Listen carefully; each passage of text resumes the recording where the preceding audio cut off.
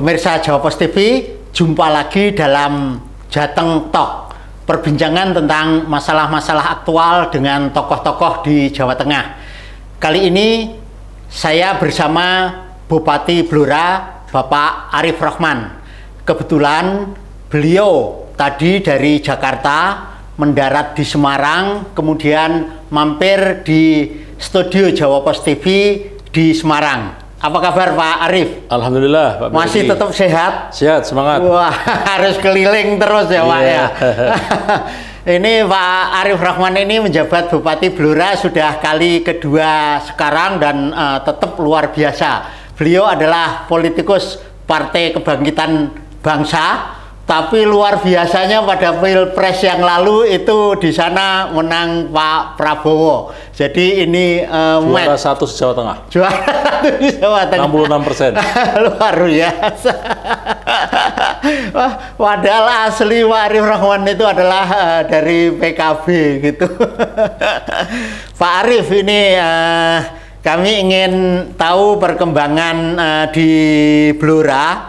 Itu yang kami tahu itu fokus pembangunan dalam periode kedua Pak Arief ini adalah masih pembangunan infrastruktur. Itu khususnya tentu saja jalan, karena jalan ini yang paling dirasakan oleh masyarakat. Nah, apa pertimbangannya Pak Arief? Ya, jadi Pak Bayaki benar sekali. Alhamdulillah kami di periode 2 kemarin ekspektasi harapan masyarakat terhadap kami ini sangat tinggi. Ya. Jadi kami kemenangan kemarin hampir 83, sekian %. Nah, ini tertinggi Jawa Tengah juga dari sisi presentasi kemenangan pilkada. Dari sekian itu, ketika kami turun ke bawah, kami kampanye ini, mereka ketika ditanya harapannya apa, tetap melanjutkan pembangunan infrastruktur. Makanya tagline kami periode pertama sesarengan bangun Blora. Yang kedua kita tambahi sesarengan bangun Blora maju dan berkelanjutan. Nah, oleh karena itu, alhamdulillah di periode awal kami juga fokus di infrastruktur dan juga sektor yang lain penting juga. Tapi yang dirasakan dampaknya oleh masyarakat adalah di bidang infrastruktur. Nah, di periode kami pertama, pembangunan jalan ini kami juga ada pinjaman daerah, kami juga dari pusat ada impres jalan, kami di APBD provinsi juga membantu. Nah, ini kita berharap PR kita soal jalan itu ya masih 35–40%. Ini menjadi fokus kami untuk 5 tahun ke depan, 4,5 tahun ke depan, karena kita sudah 100 hari ini. Nah, ini kami tentunya ingin mewujudkan harapan ekspektasi dari masyarakat yang sangat tinggi, khususnya persoalan infrastruktur jalan. Karena kami yakini kalau pembangunan jalan ini bisa kita selesaikan, akan berdampak ke sektor yang lain. Dampaknya itu kelihatannya sudah nyata sekali Pak. Misalnya NJOP di sana sudah naik gitu. Seperti apa Pak Arief? Ya, jadi ketika infrastruktur jalan ini kita bangun, pertumbuhan ekonomi dan juga di bidang yang lain, pendidikan, kesehatan ini seiring mengikuti, termasuk dari sisi tadi Mas Bayaki sampaikan NJOP. Nah, dulu harga tanah itu mungkin 50.000 per meter di NJOP. Begitu ini ada dibangunkan jalan bagus, ini otomatis naik. Nah, otomatis ketika NJOP naik, pendapatan kami juga naik. Nah, jadi rumus pendapatan itu ketika infrastruktur baik akan berdampak terhadap hal tersebut. Sehingga ketika pendapatan penerimaan pajak kami naik, kita tentunya dedikasikan untuk menyelesaikan PR kami yang lain, seperti peningkatan sumber daya manusia, di bidang kesehatan, di bidang UKM, ekonomi dan pertanian, dan yang lainnya, yang menjadi fokus ekonomi yang ada di Blora. Di pembangunan jalan saja masih akan ada 41 ruas yang akan diselesaikan tahun ini. Kira-kira akan seperti apa Pak? Ya, jadi kita bagaimana strategi kita untuk melakukan pembangunan infrastruktur di tengah suasana anggaran ketika awal dilantik DAU DAK kita dipotong, yang itu untuk infrastruktur. Terus kemudian ada efisiensi dan sebagainya. Nah, kami kebetulan sudah mengantisipasi dengan skema pinjaman daerah. Jadi ini kami lakukan untuk kedua kalinya. Ketika kami awal periode pertama juga melakukan pinjaman daerah. Ketika awal itu 150 miliar, ini di periode kami yang kedua kita jauh hari sudah merencanakan dengan DPRD untuk melakukan pinjaman daerah. Ada sekitar 215 miliar yang mana nanti akan kita gunakan untuk membangun ruas jalan yang belum bagus. Ada sekitar 41 ruas jalan. Di samping juga kami dengan Pak Gubernur, Pak Lutfi juga sampaikan untuk jalan-jalan provinsi yang menjadi kewenangan provinsi itu nanti akan dibangun dari dana provinsi. Dana provinsi. Dan juga kita berharap Pak Prabowo untuk nanti bisa ada impres jalan. Itu sangat membantu kami. Ya. Karena dampaknya luar biasa ketika dulu Randu Blatung, Blora Randu Blatung sampai Ngawi jalannya jelek, sekarang jalannya udah bagus dibantu dari impres jalan. Sehingga kami kalau ke Solo itu hanya 2 jam saja. Oh. Dan itu dampaknya terhadap Blora Selatan itu luar biasa. Luar biasa. Nah, nanti kita ingin perbatasan yang lain, mungkin dari Cabak, Leboh, yang arah Bojonegoro, terus kemudian dari mungkin yang Menjapah, Tunjungan, yang daerah-daerah utara ini juga akan kita bangun juga. Pemirsa, Blora ini memang ya agak terpencil, tidak dilalui tol, tidak dilalui transnasional gitu. Berbatasan dengan Kabupaten Bojonegoro yang ada di Jawa Timur, Kabupaten Ngawi juga di Jawa Timur, Kabupaten Rembang gitu. Pak Arief, selain jalan, infrastruktur apa yang sekarang ini menjadi perhatian? Dulu pada periode lalu rumah sakit sudah dibangun, ada bendungan juga di sana. Nah sekarang ini apalagi yang?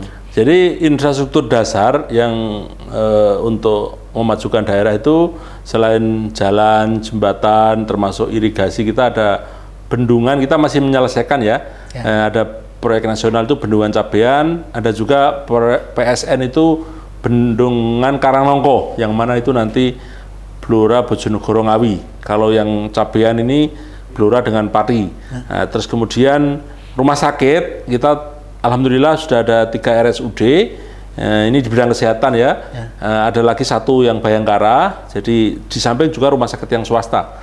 Nah, ini terus kita tingkatkan terus dari sisi pelayanannya maupun dari sarana prasarana, termasuk yang rumah sakit Randu Blatung ini kan belum BPJS Kesehatan. Nah, nanti semoga ini segera nanti BPJS Kesehatan. Dan juga pendidikan ini tidak kalah pentingnya juga. Jadi kami dengan pemerintah pusat, ini Pak, terima kasih Pak Prabowo, kita ada sekolah rakyat. Nah ini sekarang sudah jalan ya Pak ya? Sedang dibangun. Sedang dibangun. Ya, jadi kita sinergi dengan pemerintah pusat, bagaimana infrastruktur pendidikan ini juga menjadi hal yang penting, termasuk juga pembangunan sekolah-sekolah kami. Ini juga kami anggarkan, selain juga dari provinsi, juga dari pusat. Termasuk juga kita berupaya untuk bagaimana menggandeng beberapa pihak untuk memajukan pendidikan kami. Karena ini investasi masa depan.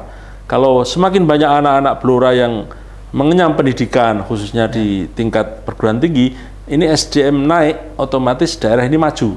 Termasuk ada UNY yang mau bikin kampus di tempat kami, ISI, yang sudah itu Politeknik Kesehatan. Polkesmar Semarang itu sudah bangun di tempat kami dan dampaknya luar biasa. Selain juga kita juga mimpi membangun politeknik nanti di bidang pertanian, peternakan, perikanan. Karena mayoritas masyarakat Blora ini adalah para petani.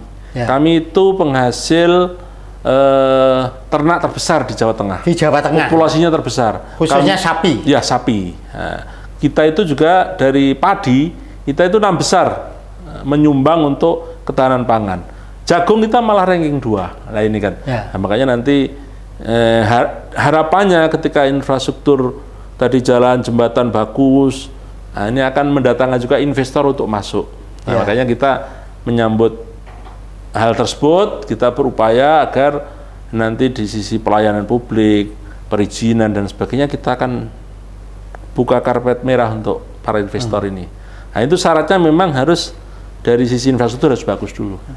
Pemirsa, luar biasa, karena itu Blora itu belakangan melejit gaungnya juga ke mana-mana. Dan ini nanti juga Blora akan menjadi pusat ekonomi kawasan. Sangat menarik pemirsa, tapi kita rehat sejenak. Tetap di Jawa Pos TV.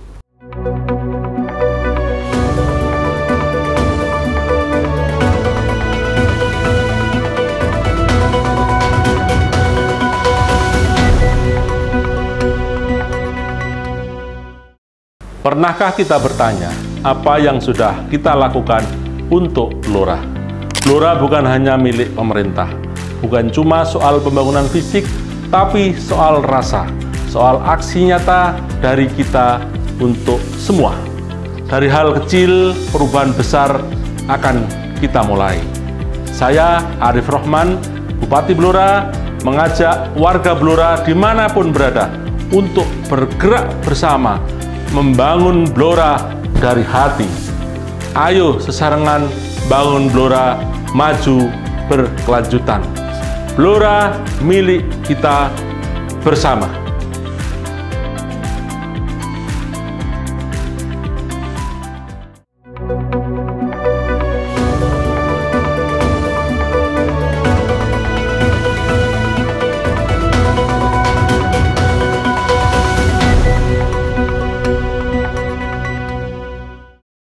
Pemirsa Jawa Pos TV, kita lanjutkan kembali perbincangan dengan Bupati Blora, Bapak Arif Rahman.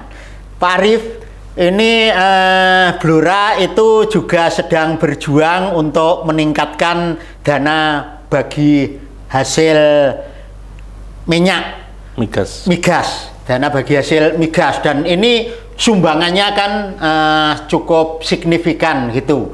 Dulu pemirsa, Blora ini sebenarnya tempat kawahnya minyak migas itu ada di Cepu, termasuk diantaranya. Tapi mendapatkan dana bagi hasil itu sedikit, cuman 7 miliar. Nah, saat Pak Arif menjabat itu kemudian gencar untuk bergerilya memperjuangkan ini, dan kemudian naik menjadi 160 miliar. Nah, itu seperti apa Pak perjuangannya, dan apa digunakan untuk apa saja dana itu? Oke, terima kasih. Jadi kita tahu bahwa ada yang namanya Blok Cepu. Ya. Jadi orang pasti melihat bahwa Blok Cepu itu adanya di Cepu. Cepu itu wilayah kecamatan kami. Ya. Cepu itu masuk Kabupaten Blora. Nah, tapi Blok Cepu yang mana Exxon ada di sana itu mulut sumurnya itu ada di Bojonegoro. Nah, sehingga ketika pembagian dana bagi hasil migas itu daerah penghasil adalah daerah yang ada mulut. Nah, walaupun namanya Blok Cepu, tapi karena mulut sumurnya di Bojonegoro, sehingga ketika itu dana bagi hasil kita sangat jomblang sekali. Akhirnya kita berjuang lewat revisi Undang-Undang HKPD, dan alhamdulillah ya berhasil. Nah, itu kita dapat bagian sebagai daerah perbatasan. Nah, ini walaupun belum maksimal, kita berupaya lagi nih. Beberapa hari ini kami keliling ke Kementerian Mendagri, Kemenkyu, Kementerian SDM, dan terakhir kemarin ke Kementerian Bappenas, agar nantinya dana bagi hasil migas dari Blora ini bisa untuk dinaikkan. Ya. Tidak hanya 130, mungkin bisa di atas, ya berharapnya ya 200-300 miliar ya. Nah, yang mana tentunya dari dana bagi hasil ini, ketika nanti kita pinjaman daerah ini nanti untuk bayar utang, termasuk juga untuk sektor-sektor yang memang dibutuhkan untuk Kabupaten Blora yang saya sampaikan di awal tadi. Ya. Nah, jadi kami sedang berjuang untuk dana bagi hasil migas ini, termasuk juga plan B, kita juga ada kemungkinan untuk melakukan JR terhadap Undang-Undang HKPD terkait dengan pengertian soal daerah penghasil. Nah, karena kami itu termasuk WKP Blok Cepu tadi, kita 37%, Bojonegoro itu 63%. Nah, tapi memang hari ini yang beruntung Bojonegoro, karena mulut sumurnya ada di Bojonegoro. Ya, mestinya kita ingin berjuang karena kita masuk WKP Blok Cepu, pembagiannya nanti juga lebih besar lagi, termasuk pengertian daerah penghasil itu ya yang masuk WKP itu. Gitu. Jadi pemirsa, di Bojonegoro itu dana bagi hasil migasnya itu hampir mencapai 2 triliun. Iya. Kan luar biasa. Sementara di Blora itu hanya dapat 160 bahkan turun menjadi 130. Ini Pak Arief ini masih berjuang terus bergerilya. Nah itu perjuangannya itu termasuk ingin mengubah undang-undang HKPD ini Pak Arief. Bagaimana perjuangan jadi itu? Ada dua tahap. Tahap pertama adalah soal perjuangan dana bagi hasil lewat undang-undang yang HKPD, daerah perbatasan di sekitar Bojonegoro itu kan ada Ngawi, ada Nganjuk, ada Jombang, Lamongan, ada Tuban dan sebagainya. Ya. Nah kita ingin nanti ada skema penghitungannya yang lebih adil lah, lebih proporsional, ya. Tidak hanya dibagi roto kan gitu kan, ya. Karena yang terkena dampak dari blok cepu ini ya Blora kan gitu, namanya juga blok cepu. Nah yang kedua yang tadi saya sampaikan soal revisi soal JR Undang-Undang HKPD, kami dengan DPRD sudah menyepakati untuk berikhtiar juga, ya. Agar nantinya Blora ini juga masuk kategori daerah penghasil. Dari blok cepu ini. Nah, jadi melalui judicial review rencana itu plan B lah. Nah, kita tunggu plan A dulu ini nanti hasilnya kayak apa. Nah, kita juga siapkan untuk plan B karena ketimpangannya terus terang ini kan sangat tinggi. Ya, jadi perlu diketahui silpanya Kabupaten Bojonegoro itu dengan APBD kami lebih besar silpanya. Luar jadi biasa. Silpanya kami APBD kami sekitar 2,6. Nah, silpanya sana itu bisa sampai 2,9. Oh. Jadi kalau kami ini bangun infrastruktur tadi Mas Biaki, kita sampai utang-utang. Ya. Jadi kita pinjaman karena harapan masyarakat sangat tinggi. Ya. Nah, masyarakat kan ingin segera ada pembangunan, akhirnya kita beranikan untuk utang tadi. Nah, sementara tetangga kita itu silpanya aja sampai 2, di atas kami lah 2,9 yang mana mereka sudah merencanakan nanti ada dana abadi untuk pendidikan, kesehatan, dan sebagainya. Nah, tapi di sisi itu memang kita juga tetap menjalin hubungan baik dengan Bojonegoro, Tuban, Ngawi, dan sekitarnya. Kita nanti ke depan ingin mewujudkan sebuah kawasan pembangunan. Jadi biar tidak ada ego. Istilahnya kalau pembangunan ini basisnya adalah kawasan, tentunya akan berdampak kepada daerah-daerah yang lain. Nah, jadi kami atas inisiasi dari Pak Menko PMK, Pak Pratik, kita usulan ada namanya kawasan Cepuraya. Nah, ini yang sedang kita desain, Mas Pak Arief. Itu utang itu kan juga pada dasarnya akan dibayar dengan APBD juga. Nah ini bagaimana mengaturnya? Apakah itu nanti juga tidak membebani APBD? Saya kira kemampuan fiskal kami relatif bagus, ya walaupun terbatas. Kita tadi optimis ya perjuangan dana bagi hasil tadi ketika nanti berhasil, kami utang pinjaman daerah ini tenornya ya sekitar 3 tahun lah. Nanti setiap tahun kita bayarkan melalui potensi-potensi pendapatan asli daerah, termasuk juga dari sektor dana bagi hasil migas ini, yang intinya tidak memberatkan masyarakat. Itu berkembang atas pembangunan-pembangunan yang telah dilaksanakan sebelumnya. Ya, jadi kita optimis nanti di 3 tahun mendatang ini sudah bisa kita selesaikan. Kalau memang harus hutang lagi memungkinkan ya nggak masalah. Karena istilahnya kalau hutang ini kan yang pembangunan itu diinjrit-injrit istilahnya kan, itu dipadatkan jadi satu di depan, yang mana dampaknya ketika ini kita bangun, taruhlah tahun ini kita bisa bangun 41 ruas. Saya kira nanti masyarakat akan bisa merasakan dampaknya itu. Tidak perlu menunggu akhir tahun. Ya, tidak perlu nanti. Toh juga kita yang pinjamannya nanti dari Bank Jateng itu BUMD kita. Istilahnya kan kita bekerja sama dengan BUMD yang kita punya saham. Nah, nanti tentunya dampaknya untuk masyarakat itu saya kira akan bermanfaat sekali. Dampak yang paling jelas dari dana bagi hasil migas ini di sektor mana? Nah, tadi sesuai dengan prioritas arah pembangunan kita di di 5 tahun ke depan ini kan tetap bagaimana infrastruktur ini kita selesaikan. Kita berharap di sisa kami nanti ke depan jalan-jalan yang ada di Blora ini bisa mulus semuanya. Nah, di sisi lain di bidang pendidikan bagaimana sumber daya manusia ini harus kita tingkatkan. Nah, nanti beasiswa untuk anak-anak kita yang tidak mampu dan sebagainya bisa kita kasih kesempatan untuk bisa melanjutkan ke jenjang pendidikan yang lebih tinggi lagi, termasuk mencetak sarjana-sarjana yang nanti bisa kembali membangun kampung halaman. Terus kemudian di bidang pelayanan kesehatan, tentunya kita berharap masyarakat Blora ini ketika sakit, walaupun dia mungkin secara ekonomi tidak mampu, harus kita layani. Nah, lewat tadi dengan ada anggaran dari DPH ini kan bisa kita alokasikan untuk mensubsidi warga yang tidak mampu, termasuk di bidang pertanian.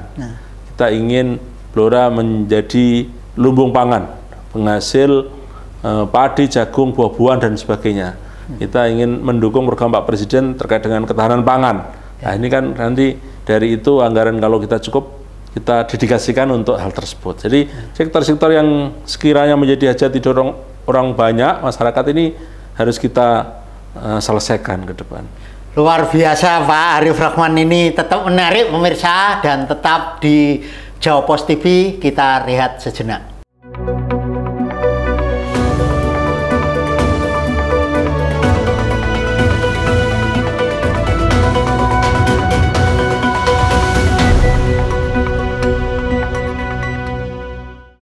Pernahkah kita bertanya apa yang sudah kita lakukan untuk Blora? Blora bukan hanya milik pemerintah, bukan cuma soal pembangunan fisik, tapi soal rasa, soal aksi nyata dari kita untuk semua. Dari hal kecil, perubahan besar akan kita mulai. Saya, Arif Rahman, Bupati Blora, mengajak warga Blora dimanapun berada untuk bergerak bersama, membangun Blora dari hati. Ayo sesarengan bangun Blora maju berkelanjutan. Blora milik kita bersama.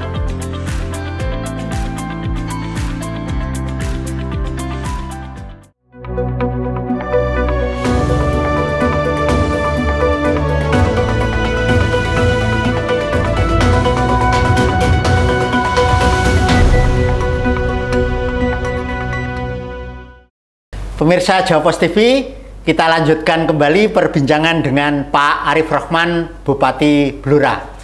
Pak Arif itu tadi Blok Cepu itu adalah di Kecamatan Cepu, dan di sana sudah berkembang menjadi pusat ekonomi juga di Kabupaten Blora, dan Pak Arif ingin mengembangkan Cepu ini menjadi pusat ekonomi kawasan yang bukan hanya nanti mengembangkan Blora saja, tapi mengembangkan daerah-daerah sekitarnya. Itu perkembangan rencana itu seperti apa Pak Arif?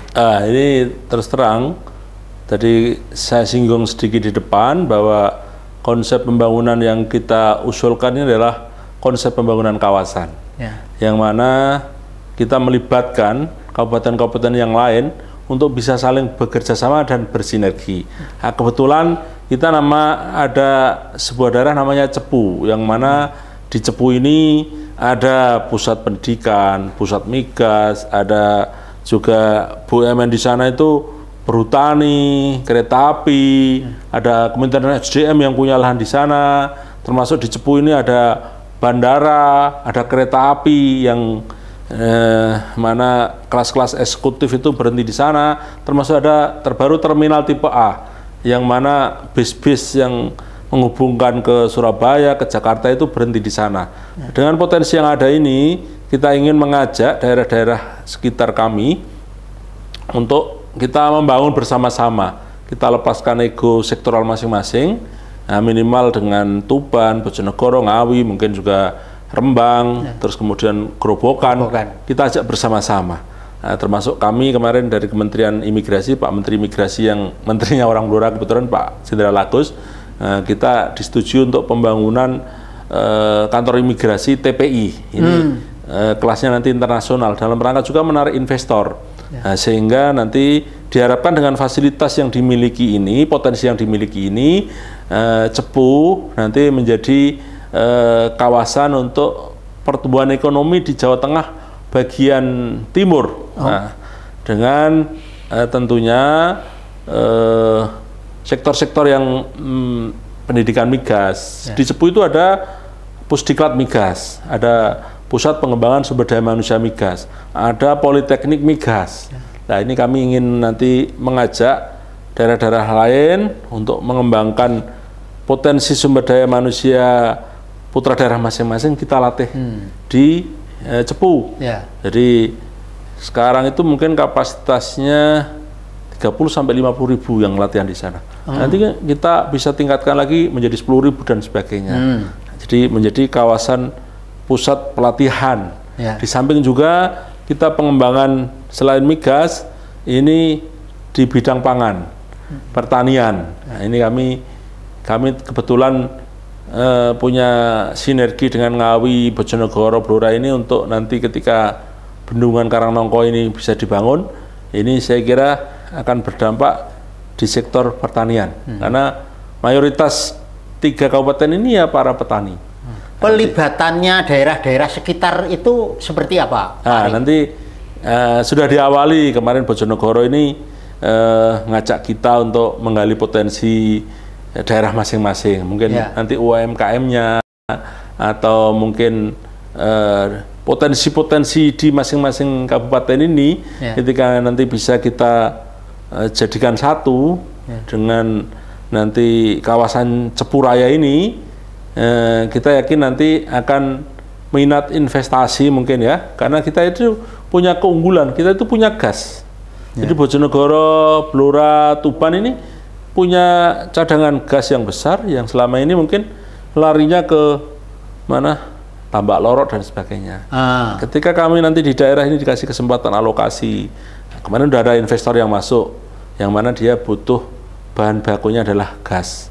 Nah, termasuk bioetanol, termasuk energi-energi terbarukan. Nah, kita tentunya nanti arahan pemerintah pusat nanti seperti apa, inilah yang nanti akan kita kerjakan bersama-sama.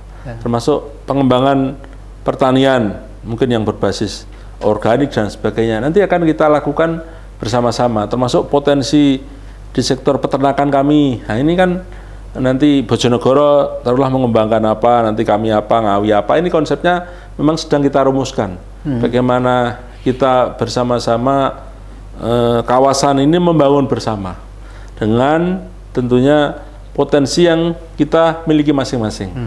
Nah, saya optimis ini kalau kita bisa guyup rukun semuanya, kita bisa meningkatkan ekonomi dan juga bidang-bidang yang lain di kawasan ini gitu. Untuk mewujudkan ini, Pak Arief juga melakukan roadshow di pusat sana karena ini akan melibatkan banyak sektor. Nah, seperti apa pendekatan yang sudah berjalan selama ini, Pak Arief? Ya, kita terus terang melibatkan diaspora-diaspora kita yang tersebar di mana-mana untuk bagaimana mendesain ide kawasan ini, khususnya dari Pak Menko PMK, Pak Pratik ini kan beliau Bojonegoro, tapi masa kecilnya dengan Cepu ini nggak bisa dipisahkan. Nah, dia yang punya ide pertama kali, termasuk juga menteri-menteri yang lain. Kita kemarin ke Pak Menteri Bappenas, yang mana kami punya sejarah.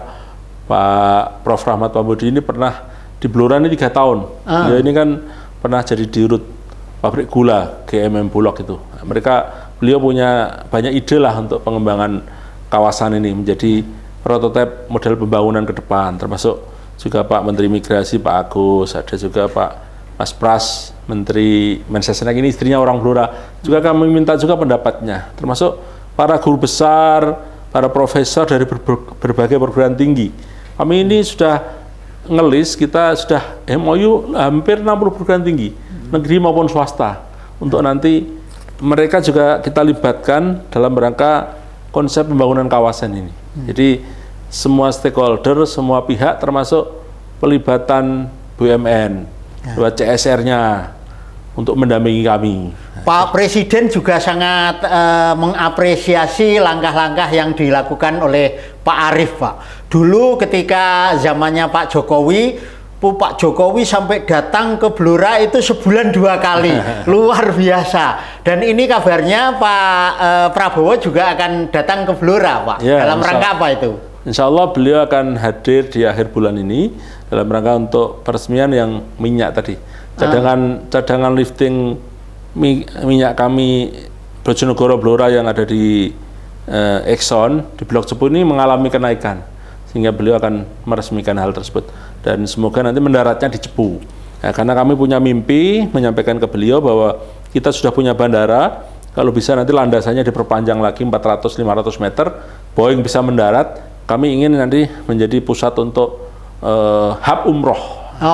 Biar potensi umroh yang ada di kawasan Pati Raya dan Cepu Raya ini nanti bisa aja berangkatnya dari Cepu. Luar biasa. Ini yang kita usulkan nanti ke Pak Prabowo ya, semoga nanti beliau hadir dan kita bisa menyampaikan hal-hal tersebut tadi.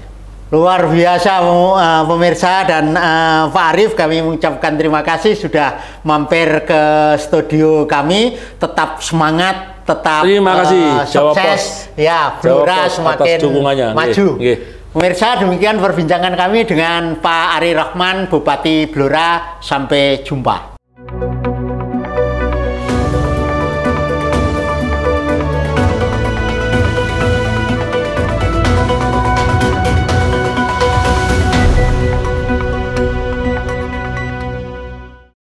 Pernahkah kita bertanya, apa yang sudah kita lakukan untuk Blora?